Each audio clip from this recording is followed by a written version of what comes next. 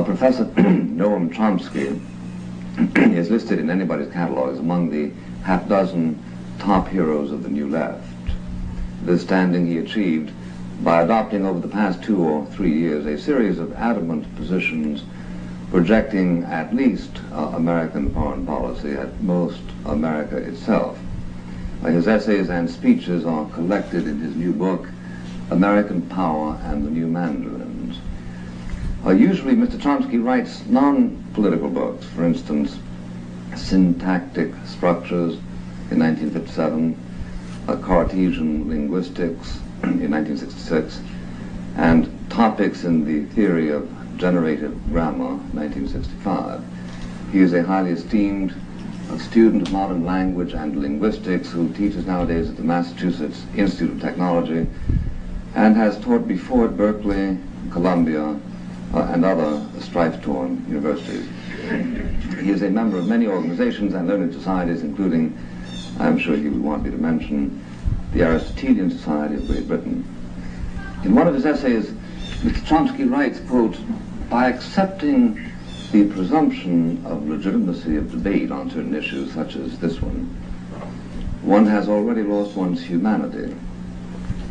I should like to begin by asking him why, under the circumstances, if by being here he stands to lose his humanity, he consented to appear in the first place.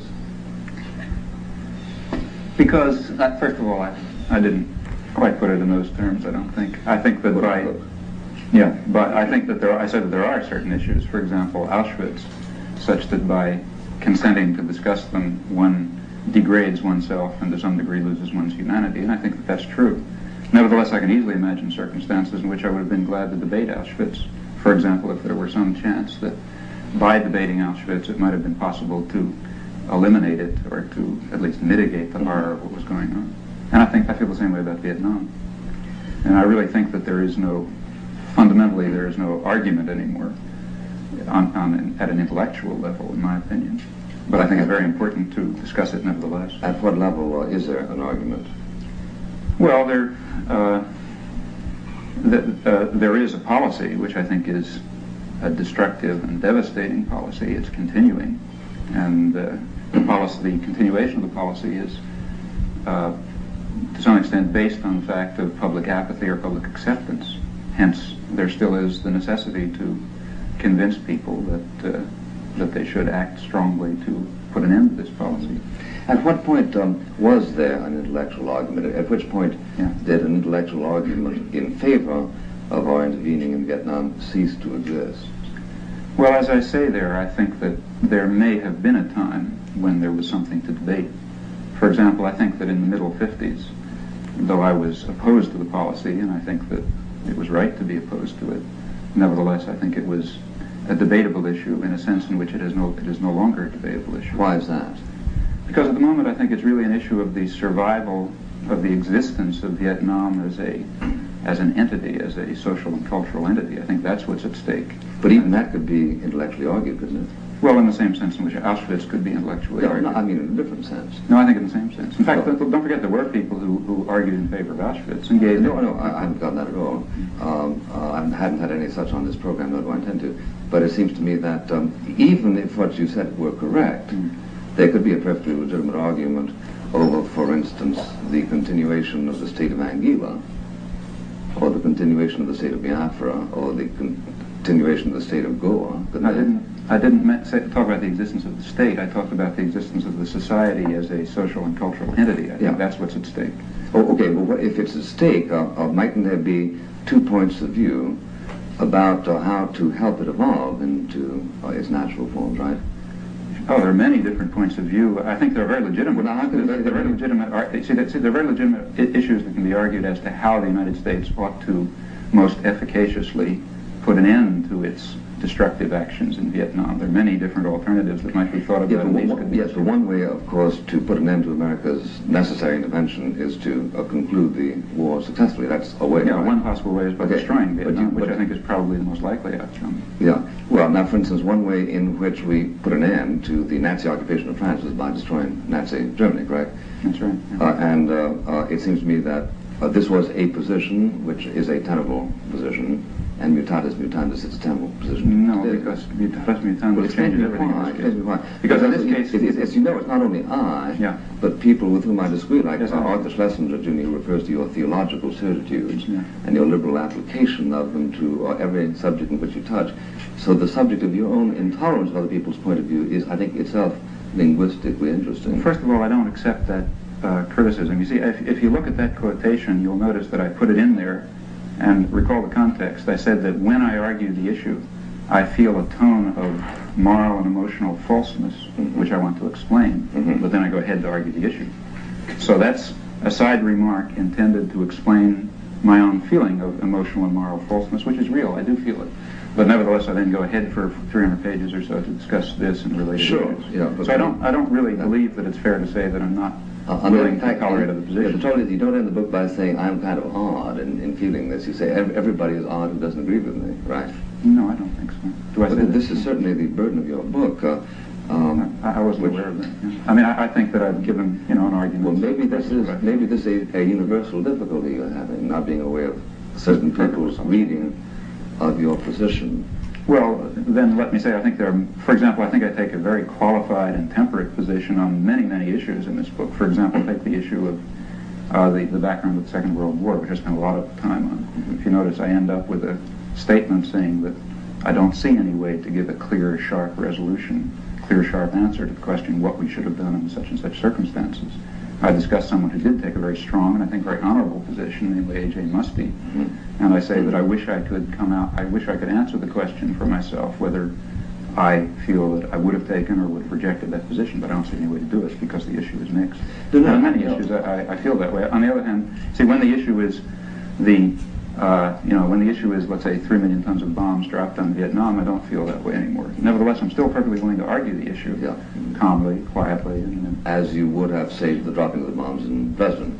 Exactly, or the atom bomb. See, I would have been willing to argue the dropping the atom bomb, though I do feel that it's a war crime. Sure, but I do think that you put some people at a disadvantage by your a priori assertion that any position that disagrees with your own is intellectually barren. Well, I didn't mean that, really. Let me explain. Maybe it didn't come across, but what I meant was something else. I wanted to honestly state my own emotional and my own feeling about entering into a debate over this issue. Portnoy-wise. No, I think that the point is that I think it's only fair to an audience of readers to say this is the way I approach the issue, and you read me on the basis of this understanding the best I can give as to the way I'm approaching this issue. And it's perfectly true that when I do, if you notice what I say is that increasingly over the years in discussing this issue, I felt this feeling of emotional and moral falseness. And I think it would only be honest to express it. Sure. Then to go ahead with the discussion. Oh, quite so. But you also say that you hate yourself for not having come to that position earlier. Yeah, I do. I think that was a very great mistake. Well, I hope to give you a little solace. But the reason I do raise this, and I rejoice in your disposition to argue the Vietnam question, especially when I recognize what an act of self-control this must involve. It does. Sure. It really does. I mean, I think that this is the kind of issue where sometimes I lose my temper. Maybe not. Maybe not tonight. Because if you would, I'd smash in the goddamn face. You say in your reason for not losing my temper. You say the war is simply an obscenity, a depraved act by weak and miserable men. Including all of us. Including myself. Well, including that's the next sentence. Same sentence. Sure, because you count everybody in the company of the guilty. I think that's true in this case. Yeah, but see, one of the points I was trying... This is a sense of theological observation, isn't it? No, I don't think so. Because as somebody points out, if everybody's guilty of everything, then nobody's guilty of anything. No, I don't believe that. See, I think the point that I'm trying to make, and I think ought to be made, is that the real, at least to me, I say this elsewhere in the book, what seems to me a very, in a sense, terrifying aspect of our society and other societies is the equanimity and the detachment with which sane, reasonable, sensible people can observe such events. I think that's more terrifying than the occasional Hitler or LeMay or other that crops up. These people would not be able to operate were it not for this apathy and equanimity. And therefore I think that it's, in some sense, the sane and reasonable and tolerant people who who share a very serious burden of guilt that they very easily throw on the shoulders of others who seem more extreme and more violent. No, I agree, but surely the emotional temperature of yourself or myself or of other people is not in and of itself an index, an automatic index to the righteousness of emotions. Certainly not. As I will, for instance, people were approximately equally wrought up in the late 30s over whether or not America should help the Western powers that defend themselves against the Axis powers. And I think it is incorrect to suppose that people of either side were necessarily right simply because they were exercised. Oh, I'd agree with that totally. Yeah. There's no connection whatsoever between degree of emotion and degree of correctness. But as you understand the existing situation, it ought to be, in your judgment, a transparently evil thing that we are engaged in, and you are derivatively concerned because there isn't.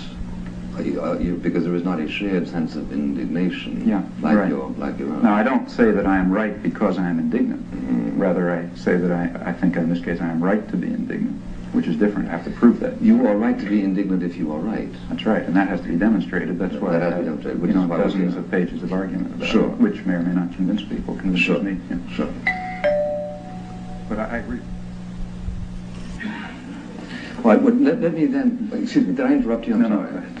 Let me ask you this. If in fact your concern is to communicate your moral concern, to what extent have you spent a time thinking about your techniques? I say this seriously because it is probably true that under certain circumstances the communication of one's own indignation and fury and restraint is best communicated emotionally, i.e. to one's own satisfaction by screaming and yelling. But if it becomes observable that this doesn't bring people around, then you've got to consider the problem of communication, which becomes a moral problem, just as you would consent to argue Auschwitz or Buchenwald with somebody if there was a chance of dissipating something of the sort. Now, if you have given that problem any thought, how come that you end up saying, as you do in your book, that Senator Mike Mansfield is, quote, the kind of man who is the terror of our age? Well, let me put that in its context as well. What I say is, I believe that, and what I say is that Senator Mansfield is an American intellectual in the best sense, a sane, reasonable, scholarly man, the kind of man who is the terror of our age. And that's essentially what I was saying before. I think that the terror of our age is the sane, responsible, serious, quiet man who watches these things unfold and doesn't react to them. I include myself in that, as I tried to make clear in the earlier statements. Well, if, put it this way, your counsel is surely a counsel of despair if, on the one hand, you accost us with your own relative moral superiority, and yet end up despising yourself, appealing to scrupulosity for your own shortcomings. I mean, this makes things pretty. Not really. For one thing, I don't feel any relative moral superiority, and I tried, maybe failed, but I tried very hard to express that in the book. That I said somewhere in the beginning that if there is any tone of self-righteousness or anything like that, it's unintended and certainly undeserved, and I mean that very much. See, I mean, after all, given the feelings that I have, which I've just expressed, and which you perceive, I should be doing really strong things, which I don't think I am doing. So there's no sense of moral superiority, and I'm not interested in simply, throwing blame around or giving people marks. I think that the beginning of wisdom in this case is to recognize something about what we stand for in the world, what we're doing in the world. And I think when we do recognize that, we will feel an enormous sense of guilt. And I say somewhere in there that one should be very careful not to let confessions of guilt overcome the possibility of action. I said that confessions of guilt can be very good therapy, as they can, as is well known. They're also very good preventative to action. And I think one should be very wary of that. In fact, I remember... I think we should. I have some remarks. I think that your formulation of it is at least saintly, but it still is a dislocating, at least, to people who fancy themselves as spending an equal amount of time attempting to refine their whole apparatus of moral discrimination and who come up with conclusions directly at variance with your own. Now, the reason I haven't asked you at this moment to say, why are we in Vietnam and such and so forth is because we've been all arguing about this for 4, 5, 6 years, and the chances of our coming up with anything, especially new, are small. Right. Yeah. There's one of the respects in which I think it is sort of an unarguable issue. Now, the issues have just, one has been over them over and over. Yeah, but there are perhaps certain aspects of the quarrel in Vietnam that touch especially on your thesis and your concern and the whole nature of it. And that is the suspicion that some people have of a double standard of selective indignation. For instance, you refer to the heroic Vietnamese resistance to American power. I think it's absolutely heroic. Yeah, sure. Now, I understand enough about language to understand the use of heroism in that way. If you notice, there are a few lines below I say, or above I say something about quite apart from any question of politics. That's right. That's right. Yeah. Right. Now, suppose I were to write about the heroic resistance of the Nazis to the Liberation Army, for instance, their use of torture, the use of mass reprisals. I don't consider that heroic. Well, why is that heroic? I mean, that means that they were doing everything they possibly could. No, I don't think that heroism doesn't. Well, then I think we do disagree on the use of language. But I don't think that reprisals against. We do know that Viet Cong have used fire weapons to destroy whole villages, children, that they have disemboweled mayors and so on and so forth and hung them up and all that kind of stuff. Now, this is heroic. No, that is not. Oh. That's depraved. That's depraved. In my opinion. So but that's very, very marginal. Well, why is it marginal? In fact, it's marginal. That's a question of fact. It's a question of fact, in fact, this is quite, I think there's perfect unanimity about this in the people who've studied it. For example, if you look at someone like, say, Douglas Pike, the American Foreign Service agent, is the chief expert on the Viet Cong, and read his book carefully, you discover that he points out that it was in response to the American military effort that the Viet Cong turned from their attempt to build mass popular support by through the organizational methods that involve giving people an actual role in organizing and controlling their own society and institutions. They turned from that to physical force in reaction to the American intervention. And in fact, I have many examples of this quoted in the book from aid documents, let's say, or from pacification manuals, where people point out. By the same token, you can say that the Nazis turned to torture in France in reaction to Eisenhower's landing in Normandy. The answer is that people so disposed to act are certain kinds of people, and I yearn for a recognition of this in your writings or in Douglas Pike's. As a matter of fact, Douglas Pike, as you know, has certain difficulty with the fact that it is acknowledged that up to 25,000, 30,000 people were individually killed by terrorists before. When was that? America, it was between 1958 and 1962. I think a 9,000 is the figure that's given usually. Well, right, and it's interesting to see what it was. I mean, if one really wants to talk about Viet Cong terror during the period prior to the American intervention, then again, I think just about all commentators, Dennis Warner, Bernard Fall, whoever you like, has agreed that by and large, this was terror directed extremely selectively against oppressive and external village officials. The burning of Joan of Arc was selective. The burning of Joan of Arc was selective too. But I think it was intended to establish a universal point. It was so intended the execution of Eichmann selective. Well, but you see, there's a very big difference. I think, you see, if you want to, personally, I'm against all kinds of terror, no question. But if you want to understand the Viet Cong situation, then let's recognize a very great distinction. At least I recognize. Let's see what the political point of the terror was. See, after all, during that period, there were about 9,000 or 10,000, according to American sources, there were maybe 9,000 or 10,000 village officials of one sort or another killed by the Viet Cong, largely with the support of the villages. But at the same time, recall that there were perhaps 160,000 Vietnamese, if we accept Bernard Fall's figures again, killed by the Saigon government and the Americans. This is prior to 1965. That was a very different kind of terror, both in quantity and also in its political content. I know, but it seems to me that you are attempting here to match things which are not equal. Well, 9,000 and 160,000 are by no means equal. I never say that. I use that number of times.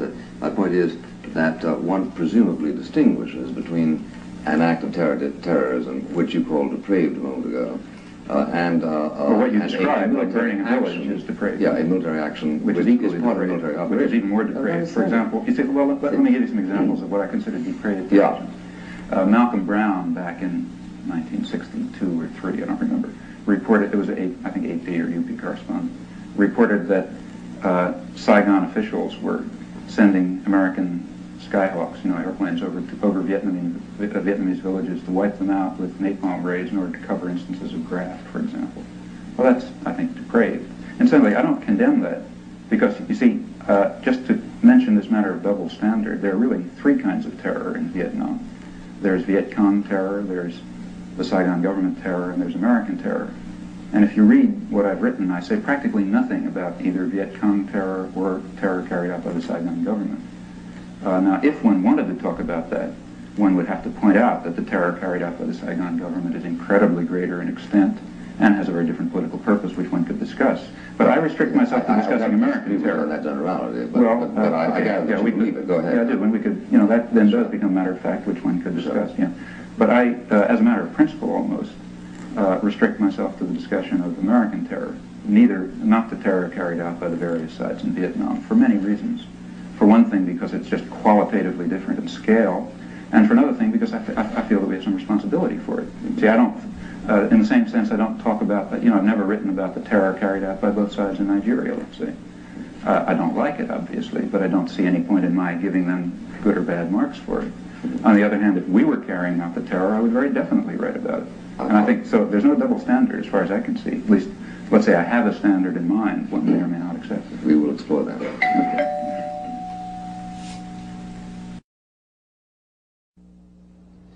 Mr. Chomsky, we're talking there about American terror, and I think you make a very accurate observation that we are responsible for what we do, but hardly responsible for what other people do, except insofar as we are in a position to influence them. That's right. For instance, if there is a mass starvation in Biafra, even though we did not cause it, there is a sense in which we are responsible if we don't do something to attempt to alleviate it.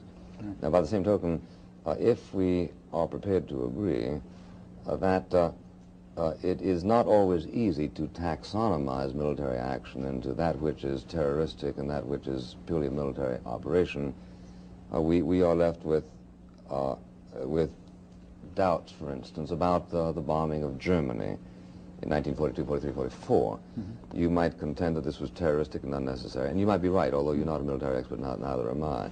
But I think there's a point to that. Yeah, but I do judge that even if we all agree that what we did in Dresden was inexcusable, as a moral question, it's got to be understood in context of what was it that brought us to Dresden in the first instance. Absolutely. And what brought us to South Vietnam in the first instance, in my judgment, was clearly an uninterested, or I should say disinterested, concern for the stability and possibilities of a region of the world. What period do you feel that we had this disinterested relationship to Vietnam? Right now. No, at what period did we have it? Did it begin? Let's say 1951, for example, when the State Department bulletin points out that we must help the French reconquer their former colony, and we must eradicate all Vietnamese resistance down to its last roots in order to reestablish the French in power. Was that disinterested? To increase my vulnerability, I wish we had helped the French.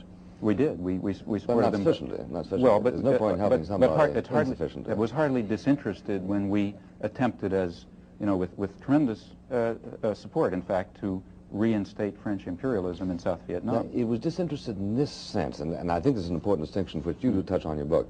It's a disinterested act if my attempt to help, or your attempt to help a particular nation, is in order to spare you the possibility of a great ordeal in the future, which will harm you, your family, your children, your republic. And in that sense, Nazi Germany was also disinterested. Yeah, after all, Nazi Germany was conquering Eastern Europe only in order to advance the values of Christian spiritual civilization and to restore the Slavs to their rightful home and so on and so forth. Totally disinterested. Look, I follow you. But if you want me to pursue that digression, I will. Okay. But let's suspend it for a moment. Okay. I'm distinguishing that kind of disinterestedness between the kind of... But that's not a kind of disinterestedness. You see, that's something which includes as a special case every case of military aggression and colonialism in history. It's all disinterested in your sense. Well, all right, let me simply rest my case by saying that there is an observable distinction by intelligent men between a country that reaches out and interferes with the affairs of another country because it has reason to believe that a failure to do so will result in universal misery, and that country which reaches out and interferes with another country because it wants to establish Coca-Cola plants there and chase national banks and whatever and exploit it. Now, that is an observable It's a conceptual distinction. well, let's distinguish between a conceptual distinction and a factual I'm prepared to distinction. do that. All right, it is a conceptual distinction, but in actual fact, the history of colonialism shows that these two motivations can coincide. That is, practically every, I mean, there are exceptions, you know, probably the Belgians and the Congo are an exception, but by and large, the major imperialist ventures have been in the economic, in the material interest or in the perceived material I'm interest. not interested in the mathematics, but I'm interested. Let me finish. You have already conceded that it's not merely a conceptual difference. I say it is. There are exceptions. There are a few exceptions. All right. Like say Okay. but all right, let's talk about the exceptions then. Well, no, but the exceptions are at the difference. No, wait a minute. The exceptions. I mentioned, for example, the Belgians and the Congo. There, they didn't even pretend to have a civilizing mission. There, it was pure material self-interest. These are the exceptions. There are, as far as I know, no exceptions on the other side. There are. I mean, maybe I've left out a case of history, but as I see the history of colonialism, the great mass of cases are cases where a powerful country was working in its perceived material self-interest and was covering what it was doing to itself and to the world with very pleasant phrases about preserving Christian values or helping the poor benighted natives or one thing or another. Now, there are a few exceptions where there was pure predatory imperialism. No, not even any pretense of doing anything, but these are quite rare. But not and all we're that, in the mainstream not of a whole lot imperialism. rare. The Pure predatory imperialism? Sure, Quite rare, yeah. the history of the Roman Empire. Well, let's take one. I mean, the- since the Industrial Revolution. Since the Industrial Revolution. Well, You know, the history is if quite you say that people have refined the art of apologetics, I don't deny it. But it is also true, and I think manifestly true, that there have been interferences with the affairs of other nations whose purposes were, in my judgment, manifestly benign. For example? Well, for instance, the Truman Doctrine. Oh, I don't think that was manifestly benign at all. That was an attempt to Well, the Greeks develop an benign. I think the Greek situation was benign? Not at all. We were I trying say to... the Greeks' testimony is more interesting to me than yours. Which Greek testimony? The testimony of the thousands of people who were thrown into jail and... well, I grant not the testimony of the Greek communists who were beaten. Or the Greek peasants who were... Well, there again, is it a conceptual difference that between the person who desires a life under some kind of freedom and one who desires life under some kind of... under communism? No, because there's no such opposition in Greece. There was a distinction between a very repressive regime, which we instituted in 1946, and another regime, I don't know what it would have been, that would have grown out of the victory of the so-called communists. Now, if you see, what we did had nothing to do with freedom. What we instituted was This is absolute historical romancing, I would say, I don't because believe, the number of people who were slaughtered in Greece, first by the communist insurgency, then by the Nazis, then again by the communists, add up to an enormous communist insurgency before the Nazis? Which one? Not insurgency, conquest. Communist conquest before the Nazis in communist Greece? insurgency. Prior to the Nazis in Greece? Yes, the Civil War of the early 40s. My point is that the Greeks... your history is quite confused. No, that's not bad at all. No, it isn't there was no communist insurgency prior to the Nazis. There were communist resistance bands that fought against the Nazis. This is a matter of nomenclature. The point is that the 40-year-old or the 45-year-old Greek has fought 3 times in certain ventures, in one of which they acknowledge that we bailed them out. Who is they? Who is they? The rulers of Greece acknowledge that. No, also the people. Oh, I'm quite unaware of that. I'm quite unaware that the people of Greece have spoken on this issue. Even Papandreou, you like him, I assume, because he hates us. No, not at all. Papandreou. Not at all. George Papandreou was one of the people who was... I'm talking about Andrea, which makes it even... As Andreas Papandreou. Both on record as being grateful to President Truman for his intervention in that part of the world in 1947. In that case, I disagree with him on that issue. I mean, I really think we had no right to intervene in Greece in 1947. No, now we're talking about rights, and which gets us away from the discussion. All right, let's talk about whether we did it whether or not there is such a thing as relatively disinterested international interference. And it seems to me that America's record is rather good. We went through an imperialist phase, but we pulled out of it faster than any country in the history of civilization. I think we're very deep. Why did we pull out of the Philippines, for instance? We pulled out of the Philippines because it became a bad investment. Why? Because if you look, American agricultural interests were very much opposed to the, back in the mid-30s, they were very strongly opposed to the free trade relationships which allowed Philippine crops to compete with them. That's why we pulled out of the Philippines. Why do these agricultural interests authorize us to intervene in South Vietnam? They didn't. If you consider this is because we didn't intervene on the basis the critical dimension. No, I say that in the Philippines it was the critical dimension. Look, the world is a complex place. I'm aware of there that. are certain interests that were involved. MIT is a complex place. Well, there were certain interests that were involved in our Philippine venture. There are different interests that are involved in our Vietnam venture. You see, our Vietnam. Don't forget that with the Second World War, America's imperial interests expanded enormously. I mean, prior to the Second World War, we were sort of a marginal imperialist power, except for the Monroe Doctrine. But since the Second World War, we became the world's major imperialist power. And Vietnam is simply one piece of an attempt to construct a very large integrated world system, of which Greece was another piece. Yeah, we became an imperial power, Mr. Chomsky, in the sense that we inherited primary responsibility for any chain of action that might involve us in a Third World War. I don't believe and something that might involve the entire world in Holocaust. And no, under the circumstances, well, I know you don't believe it, but in fact, I think that it might be refreshing to listen to this point of view, which is that there are people who do believe that America, unhappily and certainly not desiring it, inherited the responsibility for trying to abort international Holocaust, and has from time to time done so by such ventures as the Truman Doctrine, martial aid, and things like that. No, I don't agree. Is martial aid not as No, martial aid is quite different. First of all, martial. I'm sorry. Yeah. I interrupted you, I'm sorry. Yeah. Well, first of all, you've now mentioned martial aid for the first time, and martial plan aid has to be distinguished quite sharply from the Truman Doctrine. Why? Why? Because the Truman Doctrine was a doctrine of military intervention, and the Marshall Plan was our first attempt at a major aid program. But you do understand that sometimes a soldier can be as useful as a bushel of wheat, don't you? Now look, nevertheless, if we're going to be at all clear about the American role, we're certainly going to distinguish between military intervention and economic intervention. They're very different in the way they function. Now, the fact of the matter is that neither was disinterested in your sense, I don't think, but they're very different in the impact that they had. The Truman Doctrine, I think, was a disastrous venture. I think the Marshall Plan was our first attempt at a major aid program. But you do understand that sometimes a soldier can be as useful as a bushel of wheat, don't you? Now look, nevertheless, if we're going to be at all clear about the American role, we're certainly going to distinguish between military intervention and economic intervention. They're very different in the way they function. Now the fact of the matter is that neither was disinterested in your sense, I don't think, but they're very different in the impact that they had. The Truman Doctrine, I think, was a disastrous venture. I think the Marshall Plan was arguable. I mean, one understood what how do you for, explain the schizophrenia? I don't agree with it. How do you explain the schizophrenia of a public which willed both more or less simultaneously? On the one hand, you say that the public is incapable of acting disinterestedly. The public didn't will either. Well, the government, all right, the government. Because both were... But the government backed by the public, how's that? How do you explain that the same government on Monday did the Truman Doctrine, which you consider simply sort of being a projection of the evil impulses of the government, and on Tuesday did something which you consider to be very good? What happened to the government between Monday and Tuesday? First of all, I didn't say I considered it to be very good. I said it's rather different, and one has to bring different standards to bear in evaluating it. Why is it different? Let me give you an example. Suppose you're a farmer. Because there's a difference between receiving... And you need agriculture.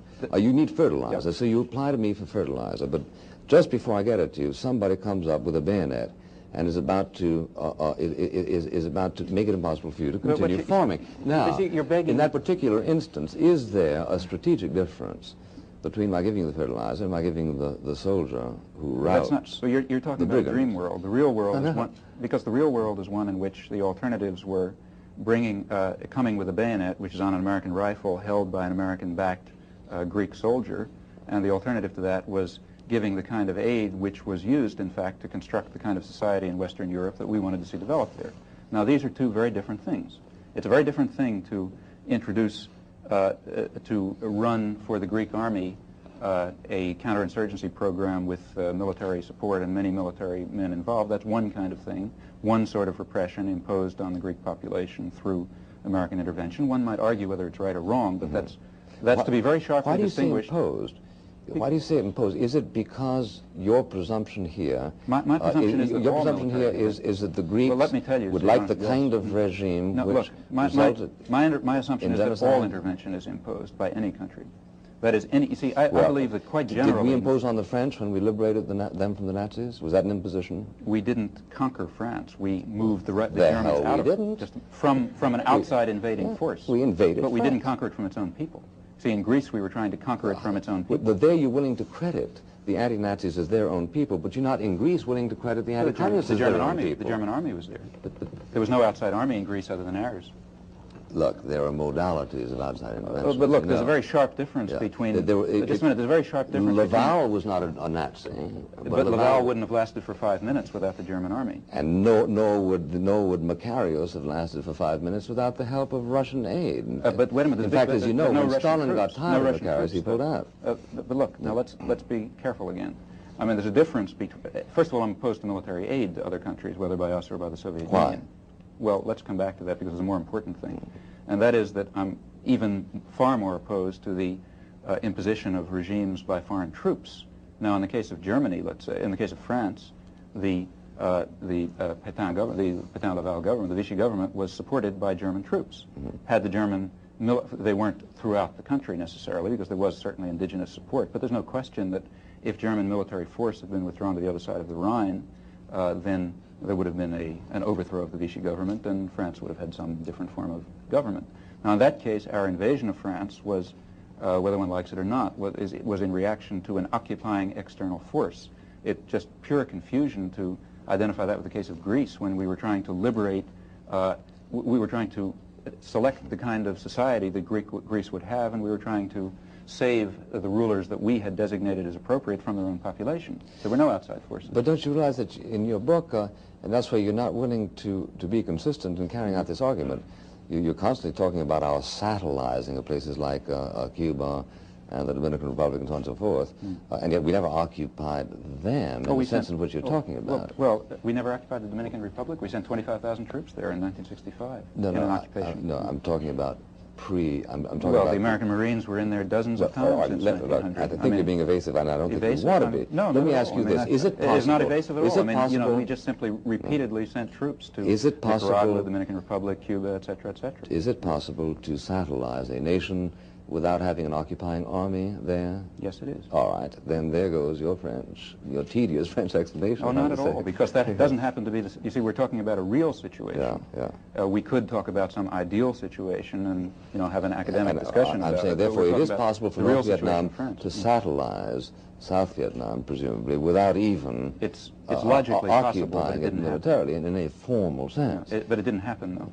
So there's well, this is an argument considering which there are 2 points of view. Well, let's discuss it then. Historically. Yeah, in fact, you see, there's much more, if you want to be serious about it, there's more evidence that South Vietnam tried to colonize North Vietnam than conversely. In fact, South Vietnamese commandos were going, military forces, regular military forces, were going north considerably earlier than the time when we even proclaimed that the infiltration began from north to south. Did they bump into the refugees coming south? The refugees were coming south were going in both directions, in fact, in 1954-55, and at least according to Bernard Fall, the commandos began going north in 56 or 57. The first claimed infiltration from the north was in 59, and that was South Vietnamese coming south. So if one wants to talk about, again, the real world, the first motion the trouble is, your difficulty, Mr. Chomsky, is, in my judgment, you never know where neatly to begin your historical well, you choose sequence. The point of beginning. Well, the point really is that if you're starting to say that 1959 was a provocation because there were... No, it wasn't a provocation. I say that's when we claimed that the provocation but how about the people who were going from north to south who were talking about the misery that had been brought about Ho Chi Minh and so forth? When was that? Well, which people are you talking about? I don't know. Well, I'm talking about Vietnamese, north and south. Your trouble, I think, is neatly captured in the remark made recently by Czechoslovakia, that Czechoslovakia is, after all, the most neutralist country in the world, since it declines to interfere even with its own internal affairs. I'm afraid I don't see the relevance. Well, the relevance is very simply that you start your line of discussion at a moment that is historically useful for you. That's what I say. You pick the beginning. Of the post-war world is that the communist imperialists, by the use of terrorism, by deprivation of freedom, have contributed to the continuing bloodshed, and the sad thing about it is not only the bloodshed, but the fact that they seem to dispossess you of the power of rational observation. May I say something? Sure. Yeah. I think that's about 5% true, and or maybe 10% true. It certainly is. Why do you give that? May I complete a sentence? Sure. I mean, it's perfectly true that there were areas of the world, in particular Eastern Europe, where Stalinist imperialism very brutally took control and still maintains control. But there are also very vast areas of the world where we were doing the same thing. And there's quite an interplay in the Cold War. You see, what you just described is I believe, a mythology about the Cold War, which might have been tenable 10 years ago, but which is quite inconsistent with contemporary scholarship. Ask a Czech. Ask a Guatemalan, ask a Dominican, ask a person from the Dominican Republic, ask a person from South Vietnam, ask a Thai. Well, obviously, we can't get away. If you can't distinguish between the nature of our venture in Guatemala and the nature of the Soviet Union's in Prague, then we have real difficulty. Explain the difference. Sorry.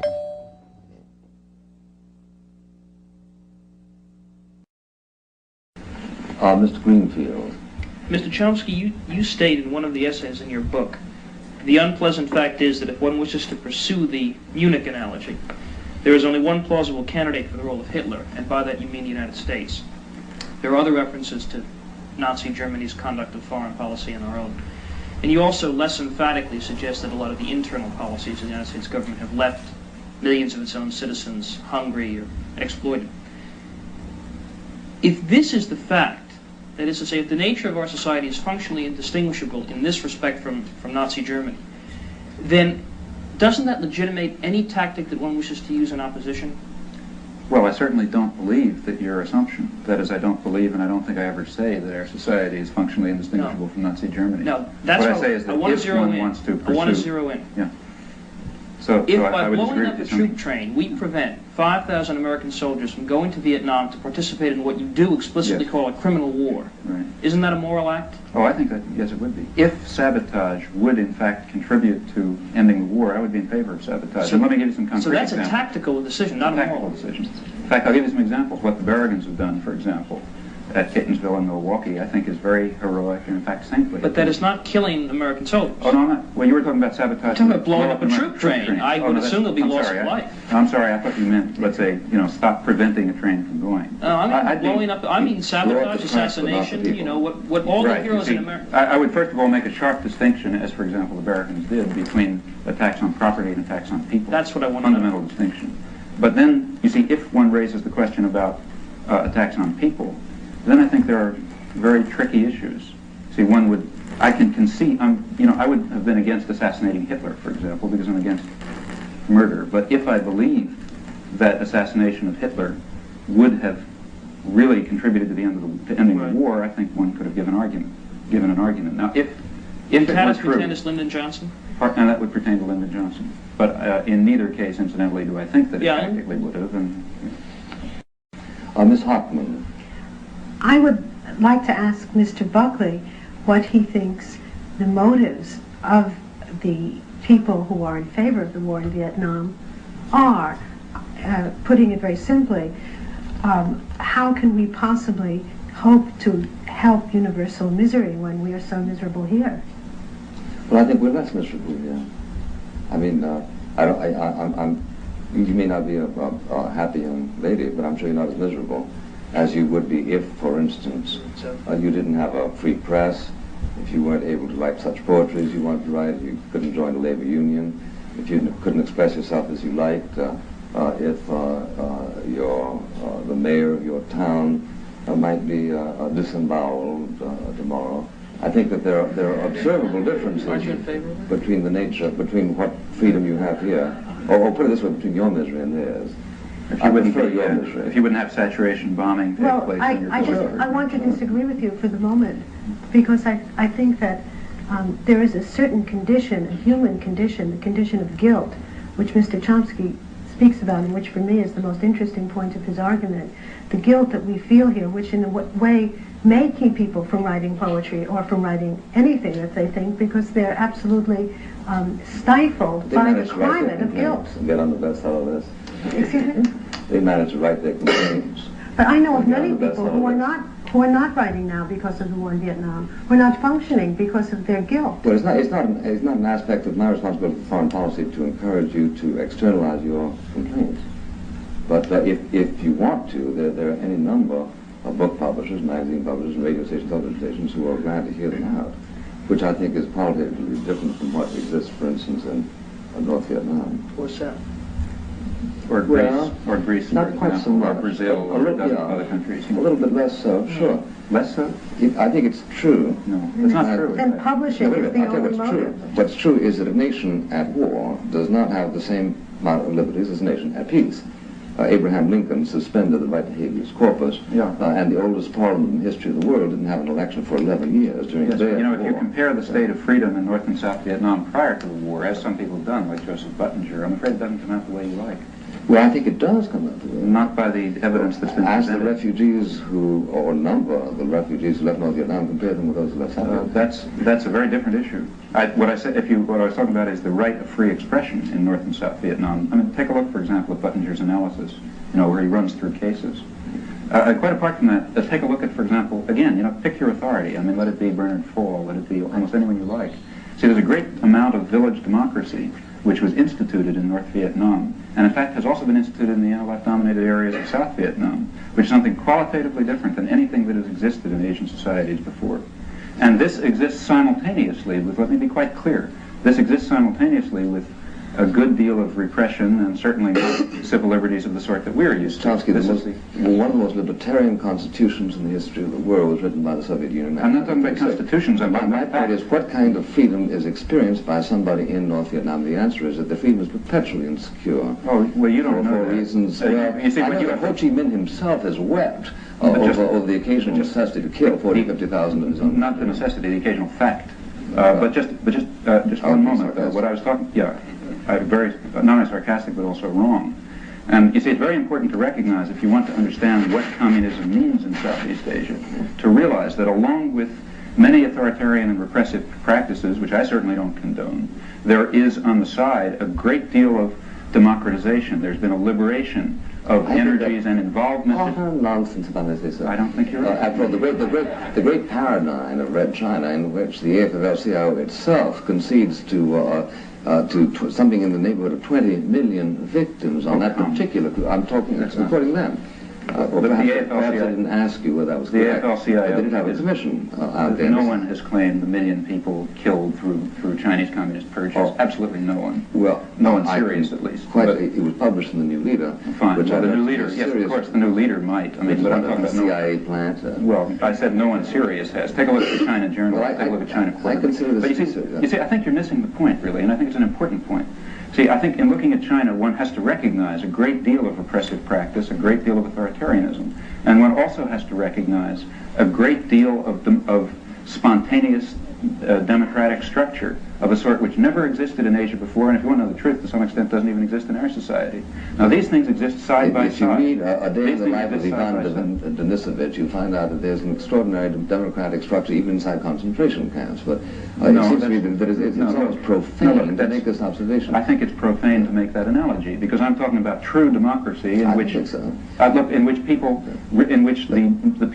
peasants who live in a village control the institutions of their lives. They control the If you want to get out, you bump into the Berlin Wall on either side of the act. There's no Berlin Wall in China. There's the equivalent of the Berlin Wall. There's the sea, and there's starvation, the concentration. No, there's no. That's just the point. You see, starvation has been very largely overcome in China. Yeah, because they have something like 94% of people working on agriculture.